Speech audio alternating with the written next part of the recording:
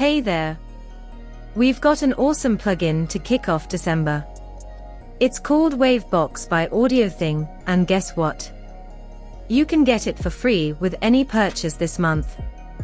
This plugin is usually worth $49, so it's a pretty sweet deal. For more information, you can find it in our blog, link in description. Let's watch a preview on how the plugin works. Wavebox is a dynamic waveshaper plugin that can be used for both symmetrical and asymmetrical distortion. A waveshaper is a type of distortion in which the input signal is mapped to the output by applying a fixed or variable shaping function. I'm going to play a basic sine wave and apply a little bit of wave shaping from the wavebox. If we take a look at this under the scope, you can see that the more shaping we add, the rougher the sound gets, and the curve of the sine wave widens a little bit, maybe more towards a square wave.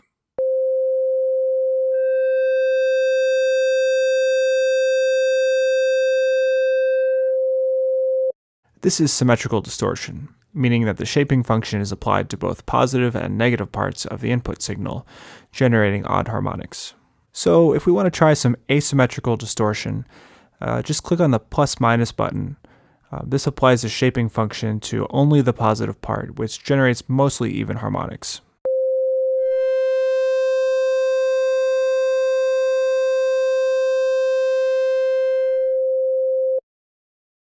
Wavebox is interesting because it has two LFOs and an envelope to add motion and rhythmic effects to any sound via wave shaping. These modulators can each be assigned to the curve knob, the bias control, or the ceiling. The LFOs each have 6 wave types, and the ability to change the phase 360 degrees by dragging in the window.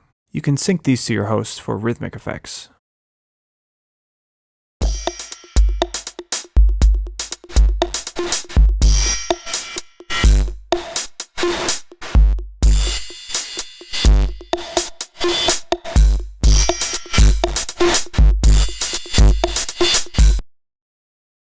The mixer has basic input and output controls, a hard clip limiter, and up to 16 times oversampling for improved sound quality. In the shaping functions area, there are 2 functions that affect the positive and negative parts of a sound wave. Each have 6 different shaping functions. You can adjust the size of the curve with the curve button. Ceiling controls the dynamic range of the functions. And bias is dependent on whether you're in asymmetrical or symmetrical mode. In asymmetrical mode, which is the plus or minus button on, the first shaping function is applied to the positive part, while the second shaping function is applied to the negative. The bias in this mode controls the offset added between the positive and negative parts of the signal. In symmetrical mode, which is the button switched off, both shaping functions are applied to the whole signal. The bias in this mode controls the mix between the 2 functions.